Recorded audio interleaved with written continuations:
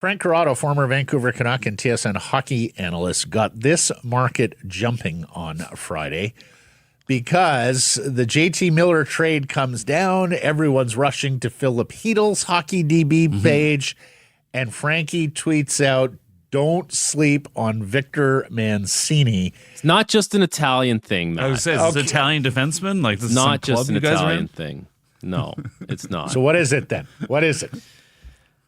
First of all, I'd like to thank Darren Dreger for the scouting report that he gave you guys.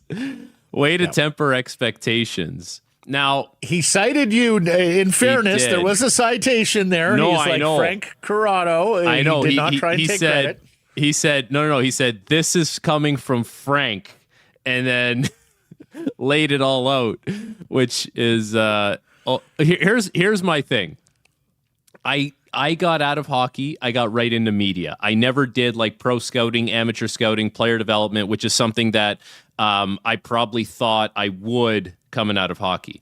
So I've heard the term, like, the scouts, they bang the table over certain guys. They're like, this is my guy, and I believe in this guy.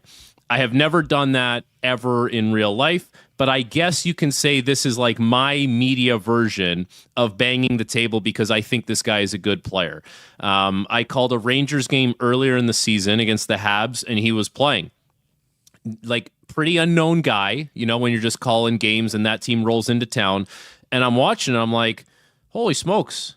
Like, where'd this guy come from? Like, you know, he's big, he moves. And actually, previous to that, I had watched the Rangers Capitals game because, like, that's the lead up game. I always watch the lead up game, and I'm like, even Ray is mentioning this guy's a good player, like he's caught his eye. So, you know, I think I right away the size jumps off the table, the skating ability, and then I'm watching. I'm like, he can actually carry the puck. Like he wants to transport it himself. So I think there's a lot of things to like about that guy.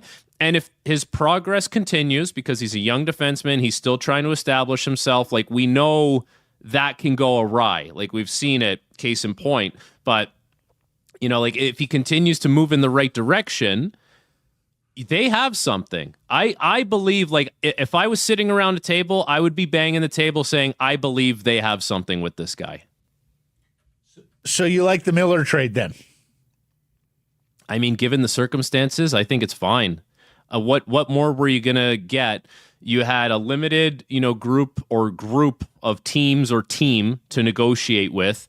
Like, everyone knows you have to make a trade. So you get back a Philip Chytil, who, if he can stay healthy, is, you know, pretty dynamic and pretty silky little centerman. Well, not little, but, like, you know, pretty dynamic guy. He's got to stay healthy. That's a big if.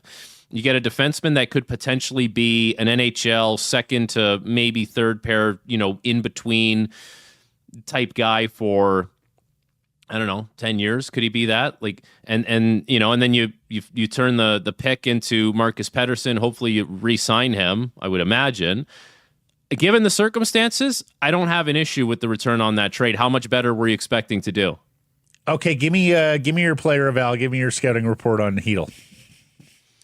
I think he's quite talented. He skates well. He's got some creativity to his game, and I think the Canucks are in a place where they can use that. Like, there hasn't been a lot of creativity offensively this year, and we're already kind of seeing it. The way, you know, he comes from a different team with a different philosophy, different mentality, and you plug that into Vancouver and you say that looks a little bit different, because New York has always been this team that, like, they'll live and die by the rush. You know, like, they'll kind of open it up. They'll get the track meet going, and for better or for worse, that's just kind of how they've done things, and they've masked it with good goaltending for a lot of that duration.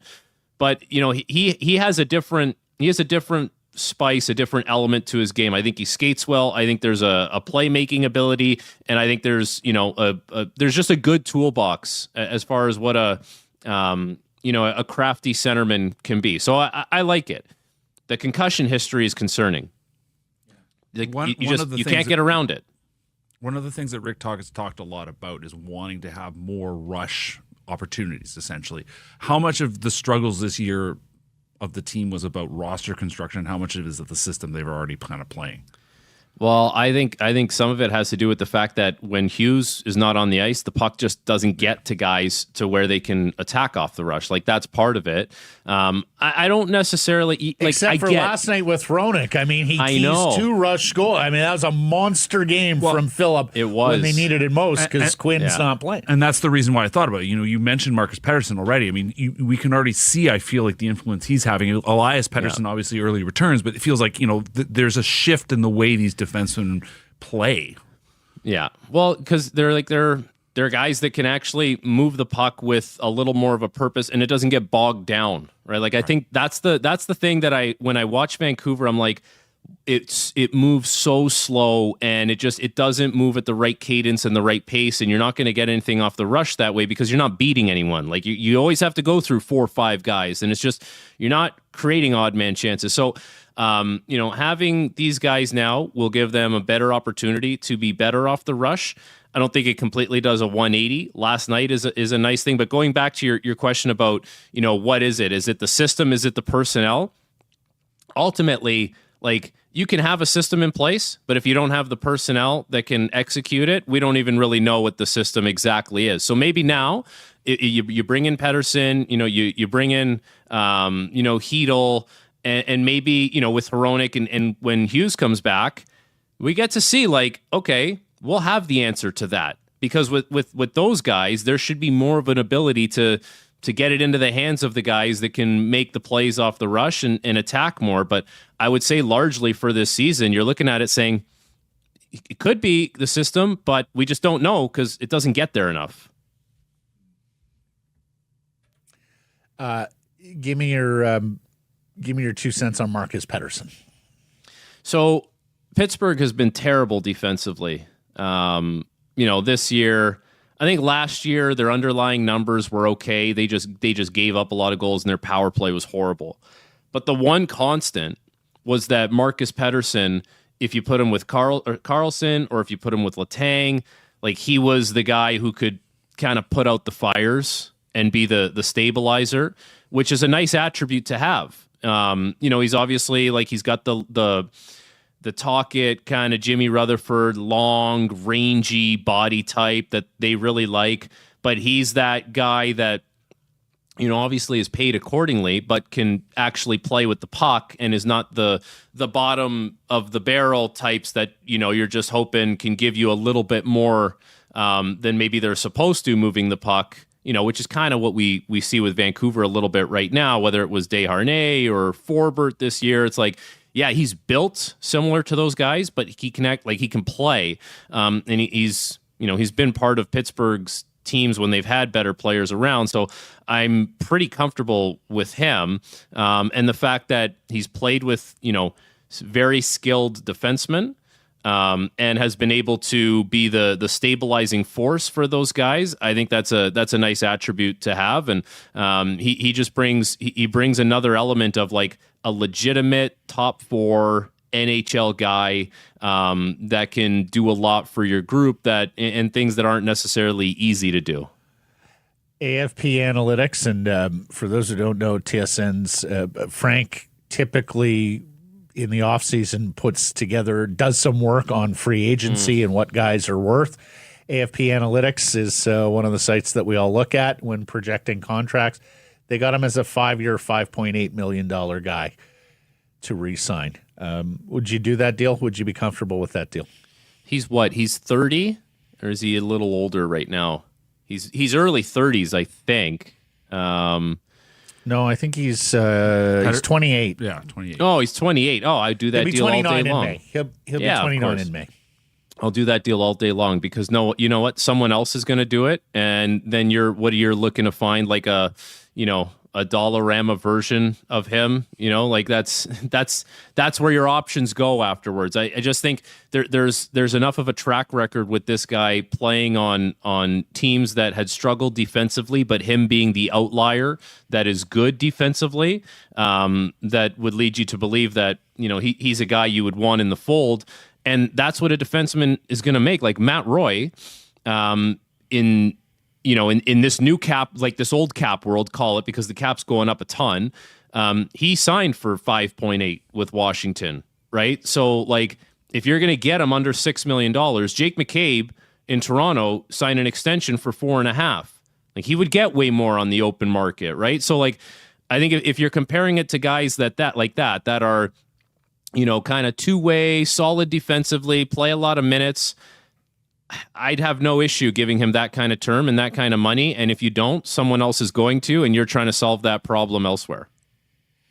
What can you tell us about Drew O'Connor? I think I think Pittsburgh always thought there was more under the hood there, and it never really came to fruition. Speedy guy, straight line, you know, up and down, and that's fine. Like, it might not be the fanciest, but you know, he's not your marquee guy out of that whole thing. But what it is another depth NHL body that can serve a purpose. And to me, that purpose is, you know, speed, straight lines, get it to the net, you know, try and get to the middle of the ice when you can. It's not overly fancy. And if you can, you know, unlock a little bit offensively, I think that's great, because Pittsburgh was trying to do that for a while, and I don't think it ever took that next step there. And if it happens in Vancouver, that's great. It's found money. Any chance he could play in the middle? I don't know. I don't recall ever seeing him play in the middle. He hasn't much, but guys in Pittsburgh were wondering, like, whether he could ever play the middle. But if you think it's a non-starter, I don't know if it's a non-starter. I guess when you can skate as well as he can, like, I'm sure anything is possible. Like that gives you an avenue to do it. I always thought of him as just a straight line winger. That's my recollection of watching him play. And that's, I mean, many ways, that's what the Canucks kind of need, is they need that guy that can get up there. And I mean, like you said, maybe you would like to see him have a little more with his hands or whatever. But when it comes to being a disruptive player, speed can do a lot, can't it? Yeah, it's interesting. You know, you talk about speed and maybe, you know, the hands, the finish. There was a good article written this year about Cirelli in Tampa, and that he felt like he had to slow things down a little bit around the net because it was going to help him finish a little bit more. And I think Kucherov had something to do with that as well, just like kind of pointing him in that direction. And so, you know, it's one thing to play with speed, it's one thing to play with pace, but you almost have to bring it down to like 80% when you're around the scoring areas, because sometimes your brain just doesn't think as fast as your hands or your feet might. And so, you know, that was kind of leading to Cirelli scoring more this season in Tampa Bay. And I wonder if that could be the same thing for O'Connor. Very different, you know, players and makeups and role on the team for sure. You know, but that's something that pretty much anyone who's a forward can implement. Like if you feel like you're skating past the area that, you know, you need to get to at the wrong time, bring it down to 80% and see if you can force your mind to do that. Let's move on to Elias Pettersson, because needless to say, all the onus is now on, well, not all the onus. Needless to say, minus JT Miller, he needs to be the player we've seen in the past, the player from the first half of last season. We are asking on our Surrey Mitsubishi poll question here, Frank, do you believe Elias Pettersson will get his game back? Yes, no, or not in Vancouver? Where do you stand on Elias? Where do you stand on Elias getting it back here, or is just too much happened here that he might need to be a change of scenery guy? You tell me. Ooh, it's not no. It's definitely not no. It's somewhere. It's either yes or not here. Like I believe he's too talented to just never find it again. And yes, there's been a lot of noise here. A lot of stuff has happened. But I would probably lean more towards he can do it and will do it. It's just, you know, it's when it falls off like that, I think there's parts of you that probably look at it and say, well, why? Like, why does it just fall off like that? Is it injury stuff? Is it mental stuff? Like, is there stuff in your personal life? Like, it's hard to explain a player playing at such an elite level for like a decent amount of time. Like, it's not just a flash in the pan. It wasn't just a hot couple weeks. And you know, we've seen it from him a lot throughout his career. But, when that kind of stuff happens, you're like, it's justified to say, does it have to be somewhere else? I think you will always take the talent and you will always bet on the talent, like the cream always does rise to the crop.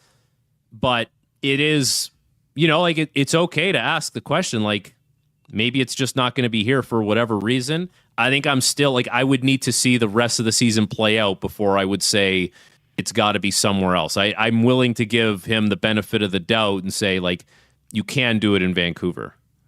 Have you seen anything in how teams are defending him that might be something he has to sort out? Well, I don't think he has any kind of like getaway speed, right? Like that's one of the things that holds him back is that, defensemen can all skate for the most part. And if you play them tight, which guys want to do, there's no beware of playing him too tight because he can burn you.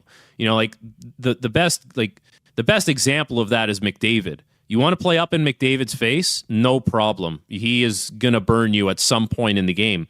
I don't feel confident that Pettersson can do that. And I think in the past, he has been able to, although he's not like the most electric skater. He has been able to turn the burners on, and I don't see that. So I think, when teams are defending Pettersson, they're quite confident telling their players, be in his grill, be up in his face, tight gap, like you will be able to recover because he doesn't have that, that sixth gear to kind of separate and get away from you. Lastly here, buddy, want to lay on your expertise of being in NHL rooms. We were worried or are worried about a dressing room divide, right? Like JT Miller would have had his friends. JT Miller would have had people in that room looking around going, why did we trade this? Our number one center, our matchup center. And yet Chytil has come and Pettersson have come in here with just so much joy and enthusiasm. And that has risen to the fore here in the two games that we've seen since. And one wasn't even a win, right? It was an overtime loss. Are they out of the woods yet? And can the vibes and the enthusiasm of new players help offset what could have been a very touchy, sensitive, or even a soul-crushing moment for that Canucks room? I think so. I think your point is valid about, there would have been people on both sides of the aisle there. But ultimately, like, I think Jim Rutherford's comments in the Globe and Mail were very revealing that, like, the black cloud, the sun would kind of poke through, basically, but it was always there. And now you've removed it. And so that was the thing you had to do. And for better or worse, guys will move on.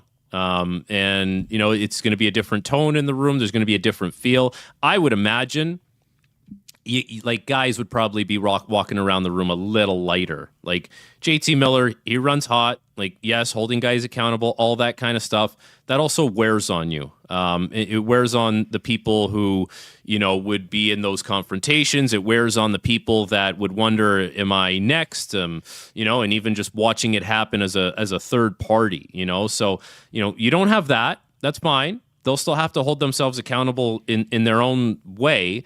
But, not having that, like, let's call a spade. Like, guys will be walking around a little free and easier just knowing that, there's not that potential of, whatever outburst or confrontation that maybe probably some guys didn't like. Yeah. Awesome stuff, Frank. Thank you for this. Much appreciated. We'll catch up next week. Okay, fellas.